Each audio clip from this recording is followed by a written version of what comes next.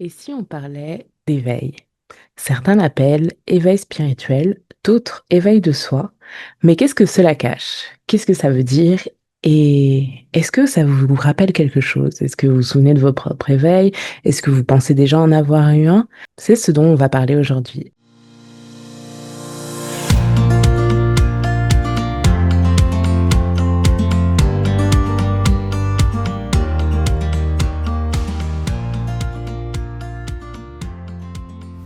Hello, je suis Sophie Darby, thérapeute coach. Bienvenue sur mon podcast Et si on s'éveillait? Podcast où j'explore, je questionne et je partage autour du développement personnel, de l'éveil et des pratiques alternatives. J'y accueille également des professionnels et des personnes inspirantes pour échanger ensemble sur les prises de conscience et le bien-être.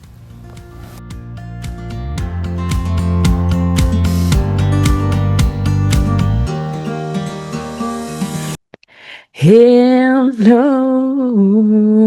bienvenue, ça fait longtemps, c'est la deuxième saison enfin de Et si on s'éveillait et je sais que ça fait longtemps que je tease et tout ça, mais il était temps de passer à l'enregistrement. J'aimerais parler de l'éveil en fait, que ce soit l'éveil de soi, l'éveil spirituel, comment on l'appelle, j'aimerais parler de ça. Et donc en fait je me suis décidée à tourner cet épisode. J'espère que vous allez bien. C'était une intro un petit peu plus longue, mais j'espère que vous allez bien. Ça fait longtemps. Je suis extrêmement contente de tourner ici dans mon nouveau setup. Oui, oui. Est-ce que j'ai parlé de setup?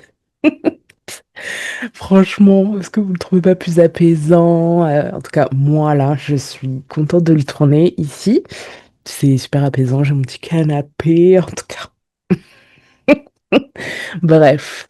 Sinon, comment m'est venue l'idée d'avoir tourné cet épisode sur les mécanismes de défense et sur le fait de l'importance d'être à l'écoute de ses émotions. Et je vous partageais notamment mes mécanismes de défense à moi qui sont, en tout cas, la rationalisation et l'intellectualisation.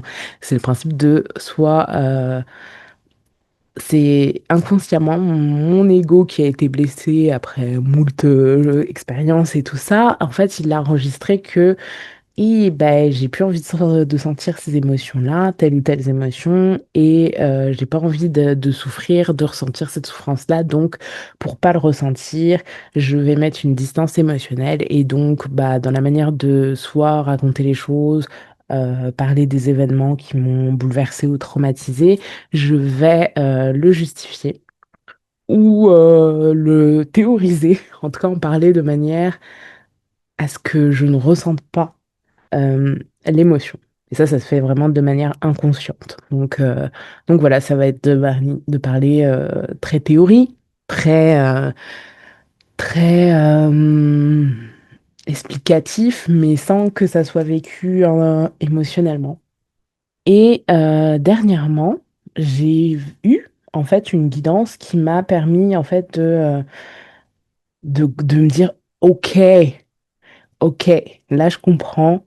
euh, ben, je comprends mieux pourquoi en fait genre ça s'est fait comme ça graduellement ma vie et que aujourd'hui à ce moment T j'en suis là, mais c'est comme si c'était clair que il fallait que je passe par telle étape, ou en tout cas que je travaille de telle manière pour que maintenant j'arrive à euh, aller plus vers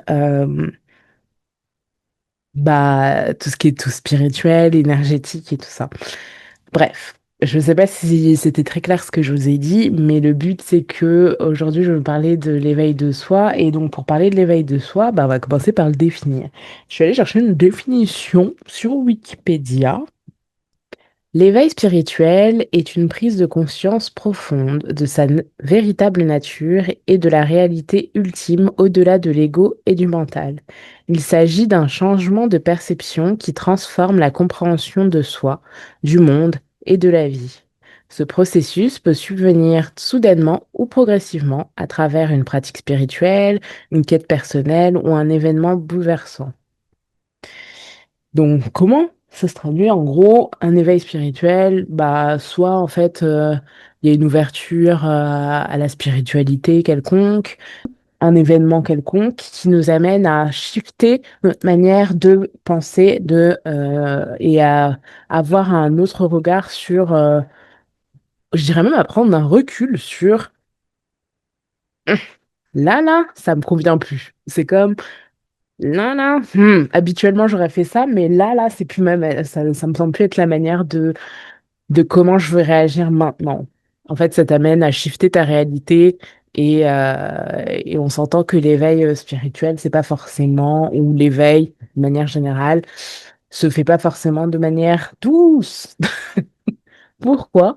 Parce que c'est là où tu prends conscience que comment tu vis là maintenant actuellement, ça correspond pas forcément à qui tu es.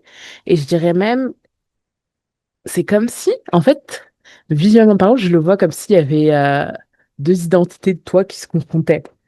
En mode celle dont tu as toujours eu l'habitude de vivre. Et là, il se passe un truc qui fait que il y a un côté de toi qui se dit, ah, c'est bon, en fait, là, c'est assez, on va changer. Et en fait, ça peut se faire brusquement, violemment, ou ça peut se faire avec une prise de conscience. Mais il est vrai que ce moment de vie, eh ben, c'est pas forcément évident. J'avais envie de vous partager du coup le premier éveil dont je me souviens, en tout cas, qui est venu, je crois que j'en avais déjà parlé, suite à une agression que j'avais eue. Et suite à ça, en fait, ça m'a amené déjà à me positionner autrement, à me poser ma limite, à me défendre, en fait, à me prioriser sur le regard des autres, sur ce qui m'est arrivé, à raconter mon histoire et de me dire, mais attends, là où ça a changé, où cet événement m'a amené du changement, c'est que ça m'a amené après à me permettre de raconter mon histoire euh, de manière authentique. Et donc, je pense que c'est l'une des premières fois en tout cas que je me souvienne, ou qui a permis un tel changement, où je me suis autorisée à raconter mon histoire en me permettant de ressentir en tout cas chaque émotion qui me traversait. C'est-à-dire que quand j'ai écrit mon texte de 6 pages, parce qu'en vrai j'ai écrit un texte de 6 pages, et que j'ai envoyé après à mon agresseur et à l'association et tout ça, mais je l'ai fait de manière très authentique, je l'ai écrit instinctivement, genre je l'ai écrit et j'ai pleuré, j'ai dégagé des émotions, c'était vraiment quelque chose de libérateur.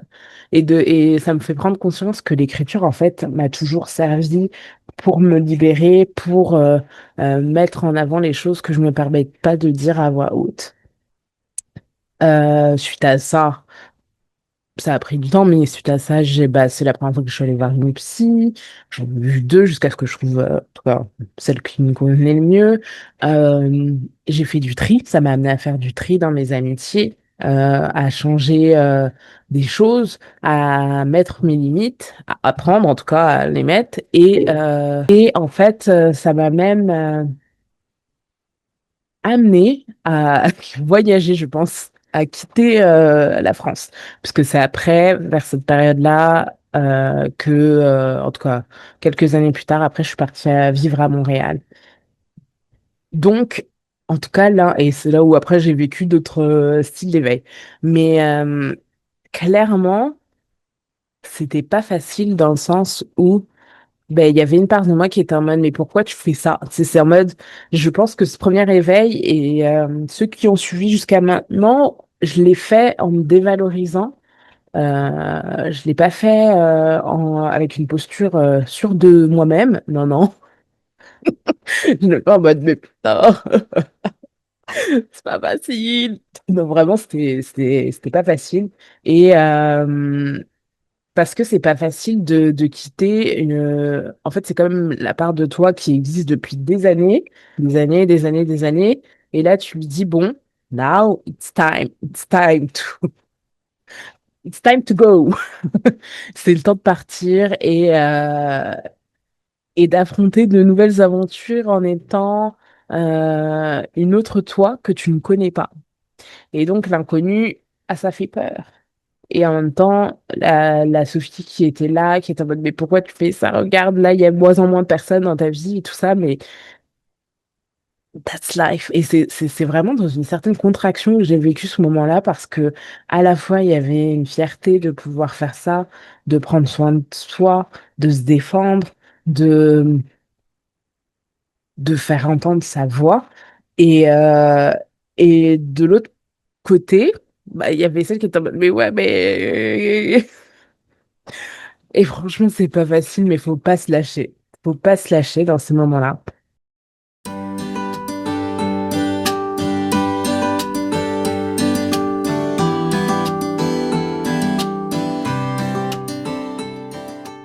Après, je suis partie donc bah, à Montréal et à Montréal, j'ai vécu une autre partie un autre éveil parce que du coup là, c'était carrément beaucoup plus spirituel.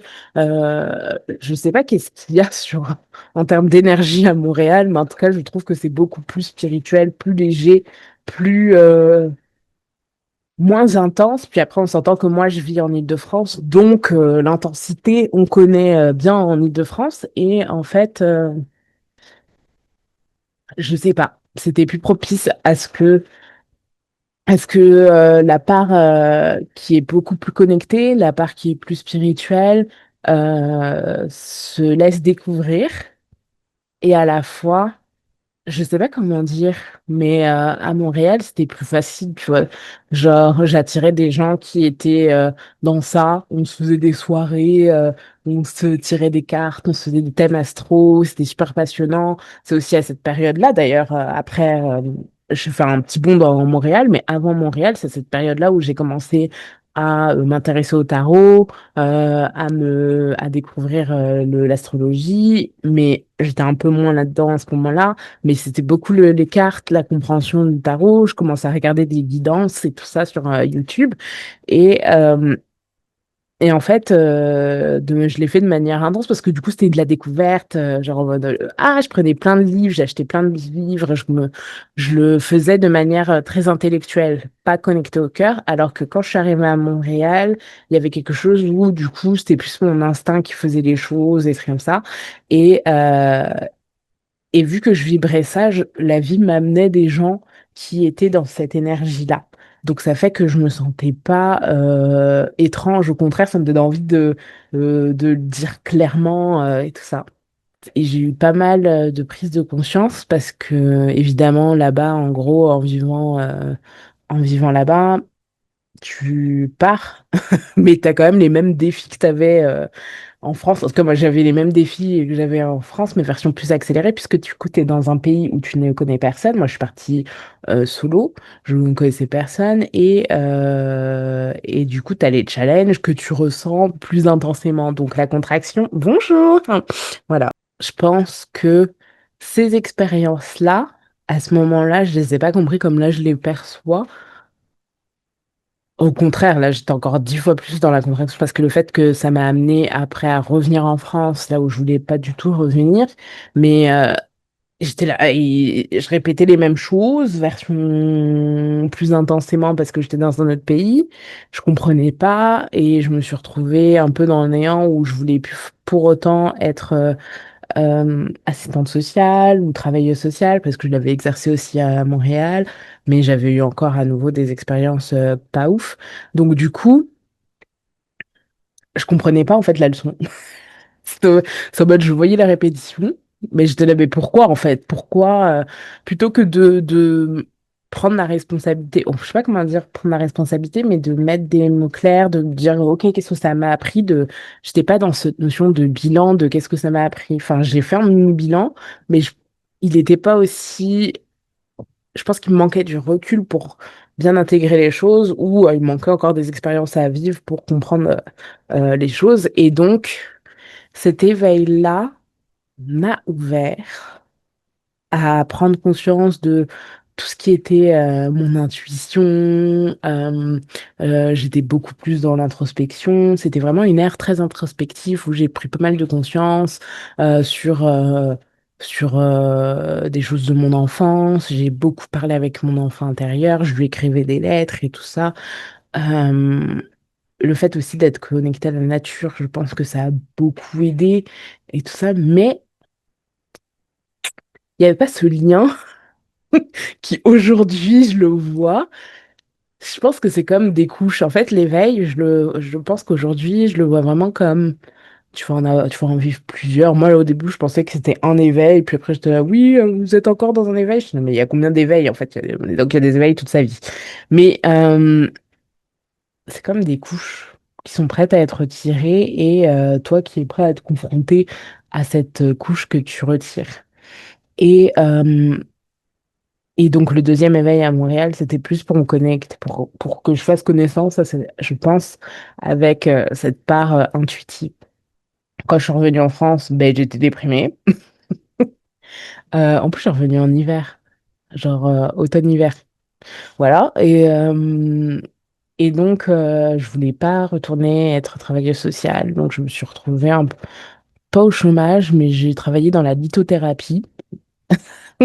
Du coup, c'était aussi un univers bah, ésotérique. Enfin, du coup, là, je vendais des pierres et tout ça, mais du coup, moi, je me cherchais plus les vertus, à comprendre le pouvoir des pierres et tout ça. Et après ça, c'est après que je me suis, quand ça a fermé, j'étais au chômage et c'est là après que je me suis inscrite à Satnam.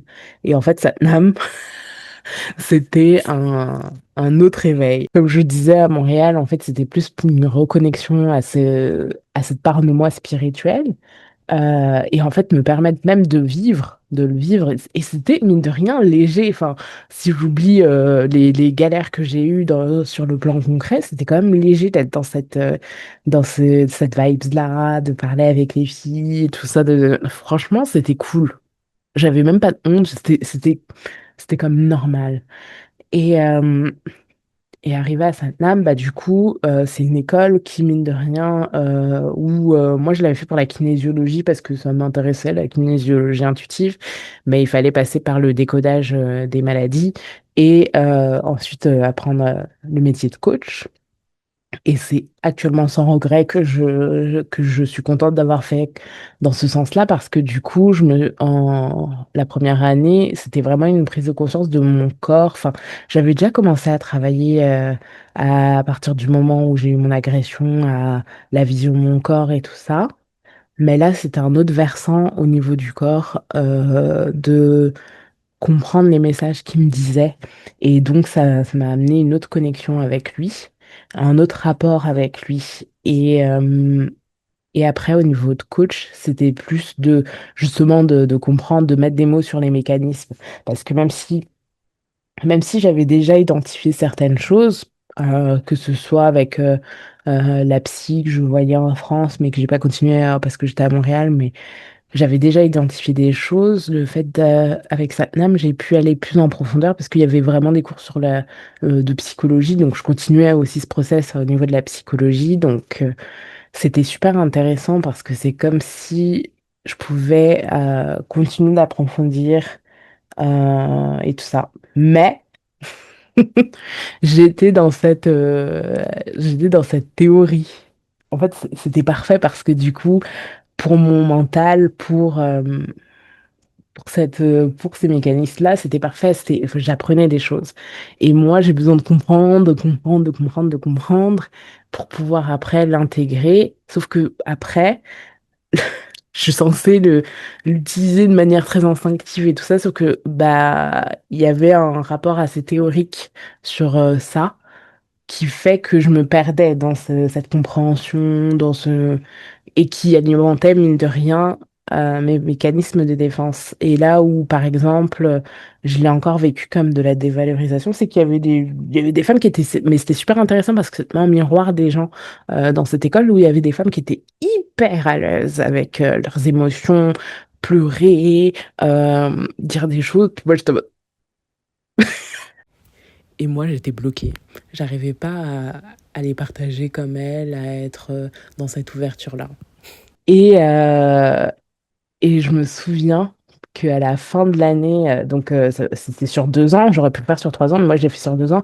Et à la fin de l'année, au niveau des supervisions, quand on passait les examens, où du coup, ma prof m'a dit, mais Sophie, c'est quoi l'histoire derrière les données? C'est quoi l'histoire? Et puis là, j'étais là, mais c'est quoi l'histoire? Je sais pas c'est quoi l'histoire, tu sais.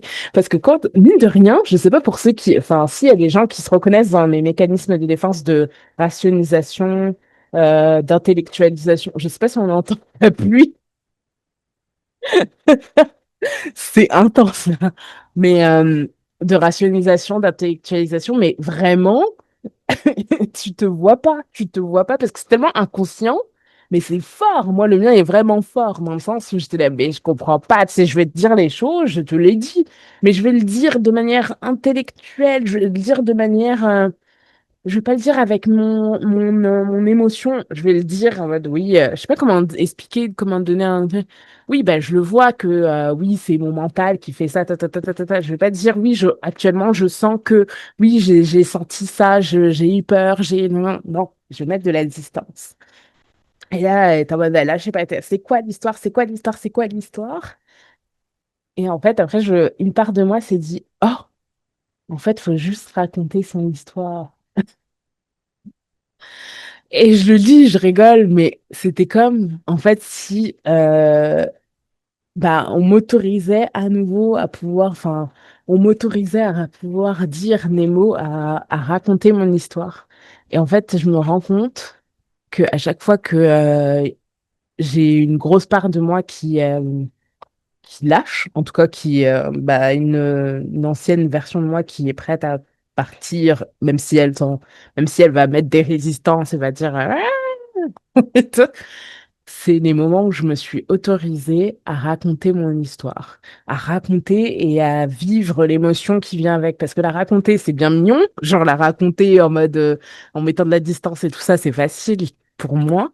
Mais la raconter en me permettant de ressentir, même si c'est malaisant, c'est pas confortable pour moi, et ben, c'est là où je lâche des choses. Et c'est tellement des grands pas. Parce qu'il y a des gens qui vont pouvoir exprimer leur histoire, pleurer, rire, enfin vivre l'émotion qui va avec facilement. Mais pour moi, c'est pas forcément, c'est pas le cas.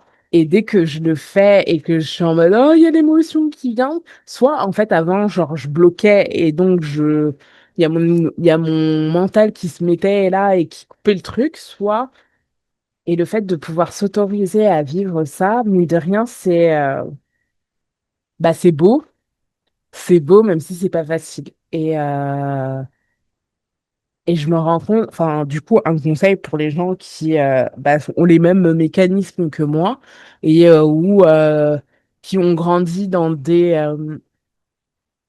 bah, avec la notion de non-dit, de secret, il faut pas dire ça ou il faut pas montrer ta vulnérabilité, il faut être fort ou des choses comme ça. Mais juste, j'ai envie de te dire, autorise-toi à raconter ton histoire. Puis autorise-toi à la raconter quand tu te sens safe, quand tu te sens avec des personnes où c'est OK, qui aura pas de jugement, qui vont pas te mettre en difficulté, qui vont pas genre aller euh, montrer à ton ego, à cette part de toi qui est blessée, ah tu vois, faut pas raconter son histoire. Non, autorise-toi à le faire quand tu te sens bien, safe et tout, parce que c'est tellement beau en fait de lâcher les choses et tu dis ok il y a enfin on peut m'écouter enfin on peut enfin je peux me libérer en fait et ça c'était vraiment vers la fin de mon année et après vu que j'avais enfin compris ce que enfin parce que j'avais beau l'avoir appris et tout ça mais j'avais pas fait le lien avec ma personnalité des mécanismes de défense sur la rationalisation l'intellectualisation et donc maintenant, quand je fais mes pratiques, quand je travaille sur moi, eh ben, je me dis cette petite phrase, genre, c'est OK, je m'autorise dès à présent à raconter mon histoire et à la vivre, même si ça fait mal, même si c'est pas agréable. Je m'autorise, je m'autorise. Voilà. Je choisis de m'autoriser à vivre mon histoire et à la raconter. Et ça, inconsciemment, bah, c'est comme rassurer cette part de soi qu'on appelle l'ego, qui est blessé, parce qu'en fait, notre ego, en fait, clairement, il a créé des mécanismes de défense pour nous protéger. Parce que il s'est dit, hey, la première fois, il a fait, hey, non, non, non, non, je veux plus vivre ça. Et donc, en fait, il a trouvé les meilleures stratégies à mettre en place pour nous protéger. Mais là, c'est comme en disant, c'est OK, je peux raconter mon histoire, c'est comme le rassurer. C'est OK, ça va aller. Tu vas pas t'effondrer, tu vas pas mourir, enfin, c'est OK. Au contraire. Mais ça, c'est un travail que je dois faire, souvent. Dès que j'ai des pratiques et je travaille sur moi, ou dès que, il y a des choses où je me dis, OK, là, c'est bon, je veux travailler sur moi, et ben là, il faut que je me dise ce mantra pour que, cette part-là soit rassurée. Et, euh, et voilà, donc ça, c'est mon petit conseil pour ceux qui se reconnaissent dans la difficulté à pouvoir être authentique, à dire ses émotions et à ne plus parler sans cette distance-là. Euh, Trouvez votre mantra. Moi, je vous dis, c'est ça mon mantra, mais peut-être ça a résonné pour certains, peut-être que pas du tout. Mais s'il y a un petit blocage, permettez-vous de vous autoriser ça parce que ça fait du bien, mine de rien. Et là, en fait, je me demande en ce moment si j'ai pas développé une grosse croyance sur. Parce que c'est intéressant, là, je travaille encore avec, du coup, des binômes avec qui j'ai processé à l'école Zatnam.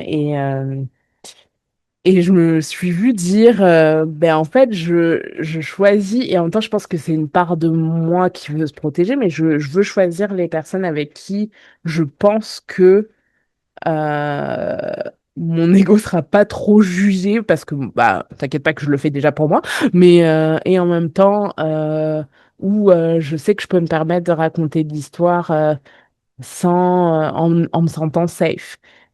Et à la fois, il y a cette part de moi qui se dit, après, c'est une croyance, et donc tu te fermes des portes, mais en même temps, je pense que c'est vraiment quand on décide d'aller en thérapie, quand on décide de choisir son psy et tout ça, il y a des gens avec qui t'es pas à l'aise ou autre, et donc c'est un peu ça que je fais, mais en me disant, peut-être c'est trop dur, peut-être je me ferme des portes, mais non, en fait, je pense que c'est une manière à moi de me dire, OK, là, c'est bon, j'ai compris, mais c'est pas avec n'importe qui. Et je pense que ça, peu importe euh,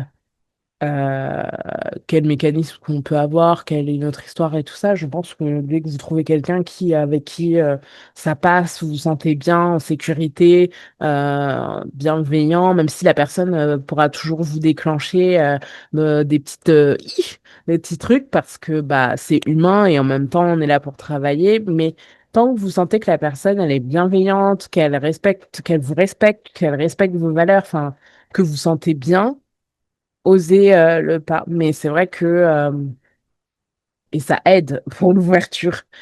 Donc je me souviens enfin moi je me suis dit, j'ai toujours entendu que c'était dur de trouver des psys. Moi j'ai eu de la chance de trouver euh, même la première que j'avais finalement, où je m'étais dit, ah, le feeling, ça passe pas.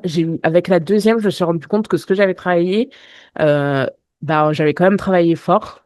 C'était grâce à elle que j'avais écrit le texte, en fait, des 6 pages, mais je me suis rendu compte du travail que j'avais fait avec la première, avec la deuxième. Et, euh, et puis, c'est normal, on est humain, tu sais, il y a des énergies avec qui on accroche, il y a des gens qu'on accroche, avec des personnes qu'on n'accroche pas. Donc, ne pas vous juger si vous trouvez, si ça met du temps avant de trouver la personne avec qui vous voulez travailler ou non. Donc voilà, c'est super important de se sentir en sécurité. Surtout quand on a grandi dans des lieux ou dans des milieux insécures, encore plus. On arrive à cette fameuse guidance que j'ai eue il n'y a pas si longtemps et qui m'a fait prendre conscience de ça, c'est que maintenant j'arrive à un moment où j'ai envie de me réouvrir enfin, à m'autoriser à être pleinement la part énergétique que j'étais à Montréal, mais que j'ai délaissée parce que du coup, j'étais beaucoup plus dans le mental, beaucoup plus dans l'intellectuel, beaucoup plus dans tout ça. Et, Et aujourd'hui, j'arrive à ça, mais je me rends compte que si j'avais pas enlevé des couches et que il fallait que ça soit clair de pourquoi j'avais fait ça et pourquoi ça s'était passé comme ça, j'aurais pas pu passer à l'étape d'après, qui est celle de d'accéder pleinement à cette part, de réaccéder pleinement à cette part énergétique, à mon âme, de me réaligner pleinement à qui je suis. Et, euh, et je trouve que, en fait, mine de rien, je trouvais ça marrant parce que j'ai trouvé que c'était bien fait. Ça allait tellement avec la personne que je suis sur, ok, je comprends mieux pourquoi il fallait que je prenne conscience de ça, et que ça a été fait dans ce sens-là. Je sais pas comment vous l'expliquer, mais c'était quand même clair que c'était comme ça qu'il fallait que ça se passe. J'aurais pas pu, je pense. Enfin, je dis ça, mais qui sait, mais j'aurais pas pu être euh, totalement la femme que j'étais à Montréal, assumer pleinement dans ses dons, des trucs comme ça, parce que déjà, bah, c'était le début, je prenais conscience de ça, mais j'aurais pas pu l'être sans avoir enlevé les couches de, de, euh, de blessures que j'ai enlevées. Il en reste encore, il y en aura toute ma vie, tu vois, mais, euh, mais je sens en tout cas que je peux aller vers cet autre versant. Oui. Et par exemple, je le vois avec Solar Essence. Quand je l'ai créé, c'était l'année dernière, je crois. Et quand je l'ai créé, je savais que c'était très axé sur le coaching, sur ce que j'avais appris. Et je l'ai vu grandir petit à petit, ou quand je changeais mes offres, qui ont encore changé là récemment, mais quand je changeais mes offres et que je rajoutais un peu plus de moi chaque jour, chaque moment, enfin, chaque jour peut-être pas, mais chaque période où j'ai pu m'autoriser à aller mettre de la créativité dans mes offres, à, et là dernièrement à ajouter le volet énergétique. euh, c'est petit à petit que je m'autorise à être ces personnes-là. Et, parce qu'il y avait une part rassurante de oui, je suis thérapeute coach, les gens connaissent thérapeute coach, mais, mais j'ai pas envie d'être que thérapeute coach, j'ai envie d'être bah, la personne qui est aussi à l'aise, celle qui était à l'aise pendant que je faisais mes petits tirages, ou que je passais mes messages ou autre. Et cette personne-là, bah, du coup, il faut qu'elle apprenne à s'assumer là. C'est-à-dire qu'il faut que j'apprenne à assumer cette part-là pleinement. euh, que, euh, que je me dis c'est OK. C'est intéressant parce que pendant que je vous parle, je pense à mon rêve que j'ai fait. J'ai demandé à ChatGPT la signification de ce rêve-là. Et c'était comme, ça disait en fait que tu étais prête assumer, à assumer ce nouveau projet, même s'il est différent, même s'il est, euh, oui, différent, pas comme ce qu'on attend de toi. Et j'ai adoré l'explication parce que c'est très parlant. C'est let's go. Je suis prête à aller à nouveau vers cette part de moi, sans négliger toutes les connaissances que j'ai appris. Mais maintenant, c'est OK, j'ai appris tout ça et maintenant, je souhaite l'intégrer, mais pour en faire à mon image, que ça soit aligné et le, offrir la meilleure, les meilleurs accompagnements, les meilleures choses pour les gens, sans pour autant me perdre et en m'assumant pleinement. Et je suis plutôt fière de, si je regarde, enfin, je me dis si la Sophie qui s'était fait agresser en 2018, elle se voyait là. Enfin, mais what the fuck, c'est ouf. Parce que lors de la guidance dont je vous parlais, bah, il m'a parlé de mon moi futur, mais j'étais en mode, mais gars, c'est pas moi, quoi. Et en même temps, c'était pas moi, mais il y a des choses où je sais, ça m'étonne pas que je fasse ça, ça m'étonne pas que je fasse ça. Et je l'ai vraiment pas pris comme en mode, c'est ce que tu. Enfin. comme une obligation, comme un truc comme ça. Là, j'ai vraiment pris comme waouh, c'est ça ce que je peux faire, c'est ça les capacités que je peux faire, et ça me correspond totalement. Et j'étais en mode ouais, let's go, parce que c'est ça que je veux faire. Maintenant, et du coup, c'est comme si mon futur moi me disait, ok, t'es prête à pouvoir aller là, donc let's go ou pas. Et en gros, c'est ça l'éveil. Enfin, j'ai fait un gros partage de ma vie sur un espèce de gros bilan de tous les éveils que j'ai eus et je pense que j'ai passé des trucs, mais en gros, voilà le travail que tu as fait. Aujourd'hui, tu en arrives à celle que tu es aujourd'hui euh, en prenant conscience que bah, tu as ouvert ton entreprise, que tu es thérapeute coach et j'ai mis facilitatrice d'espace de reconnexion. Les gens vont dire, mais qu'est-ce que c'est? En fait, ça veut juste dire que je crée des espaces où les gens peuvent s'autoriser à pouvoir se reconnecter, à pouvoir vivre leur éveil pleinement, à avoir cet espace parce que c'est pas facile vraiment, ça peut être vraiment challengeant de vivre ces éveils-là, mais si tu es accompagné par la bonne personne ou par une personne qui te convient, c'est plus doux. C'est plus doux et, euh, et ça va être challengeant, mais tu seras pas seul. Puis dans tous les cas, tu n'es pas seul ou quoi que ce soit. Mais c'est ça. C'est aussi pour ça que j'ai créé Solar Essence. C'est parce que c'est créer des moments où tu peux être toi-même à travers diverses façons, soit par le coaching, soit par le transgénérationnel, soit par la créativité, soit en groupe. Mais à partir du moment où tu t'autorises à faire ce pas vers toi, c'est déjà très beau. Et, euh, et plutôt que de le faire dans la dévalorisation comme moi j'ai pu le faire, et puis ça sans regret, c'est comme ça que je devais le faire, ou en tout cas c'est comme ça que je l'ai fait. Mais apporte-toi beaucoup de douceur parce que c'est des moments déjà pas faciles, c'est des grands pas vers soi. Donc le mieux, le plus on se met de la douceur et de l'amour à ces moments-là, le mieux c'est pour aller vers soi.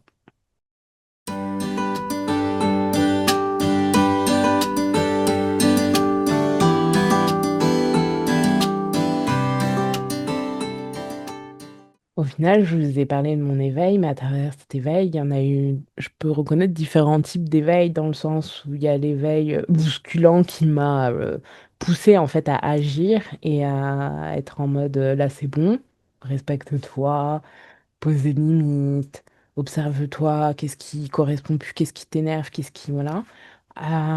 Après, à découvrir ou à reconnaître le deuxième à Montréal, à reconnaître la part plutôt spirituelle, plus spirituelle et à l'incarner sans honte pleinement. Le troisième, c'était plus à apporter, je dirais, de la clarté et de la compréhension sur ce que j'avais pu vivre auparavant et à le conscientiser. Et là, dernièrement, je pense que c'est un quatrième éveil, là, on pourrait parler d'un quatrième éveil, c'est plutôt d'oser et d'incarner, euh, pas de manière mentale, d'incarner pleinement. euh, maintenant que j'ai pris conscience des choses, que j'ai appris euh, à comprendre la part un peu plus mentale, puis que je vais continuer à apprendre sur elle, mais maintenant de pouvoir d'arriver d'allier les deux pour finalement être pleinement moi. Et après, on verra le reste. Mais voilà, là, on est sur de l'assemblage et allez, on incarne. Il y a de l'action encore. Donc, ouais, pour moi, il y a plusieurs sortes d'éveil. Il y a plusieurs types d'éveil. Il y en a qui vont se faire peut-être de manière plus douce, il y en a qui vont se faire de manière plus brutale. Et la beauté, c'est finalement arriver à être euh, le plus aligné possible Non pas que je le vois comme un objectif de performance, mais comme une évolution, comme une transformation progressive. On arrive à la fin de ce podcast qui, j'espère, t'aura intéressé. Et j'avais envie de te poser des questions sur toi, ton éveil, comment tu le percevais. Est-ce que déjà ça te parle? Est-ce que ça t'est déjà arrivé? Euh, Sous quelle forme? Et puis, j'ai envie de te demander, qu'est-ce qui dans ta vie aujourd'hui t'appelle à plus de conscience? Qu'est-ce qui, en fait, quelle part de toi a besoin d'être plus mis en lumière ou être plus conscientisé? Euh, Qu'est-ce qui demande à être plus reconnu? Quel changement la vie t'amène à faire? Comment tu vis le fait de quitter une part de toi qui a peut-être été là pendant un long moment et qui aujourd'hui bah, n'est plus en accord avec ce que tu veux vivre? Comment tu le vis? Si tu étais la version la plus alignée à tes rêves, à ce que tu souhaites être, euh, comment ta vie serait? Comment ce serait quoi? Elle se définirait comment? Il y aurait qui? Quel genre de personne? Quel métier tu ferais? Où tu vivrais? Enfin, voilà. En tout cas, je ne sais pas si cet épisode t'a parlé. En tout cas, j'espère que oui. Moi, j'ai pris plaisir à être plus dans la profondeur, plus authentique, plus dans le partage. C'est aussi la volonté que je veux mettre pour cette deuxième saison-là. Voilà. En tout cas, si ça t'a plu, si ça t'a parlé, bah, je t'invite à liker, à t'abonner. Si tu penses que ça pourrait parler à quelqu'un, cet épisode-là, bah, tu peux partager, n'hésite pas. Tu peux aussi commenter. Et puis, je te souhaite une belle journée, une belle soirée, une bonne nuit, peu importe le moment où tu m'écoutes. Et puis, continue d'oser briller tel que tu es. Je te remercie. C'était Sophie Derby sur le podcast Et si on s'éveillait? Et je te dis à bientôt. Bye!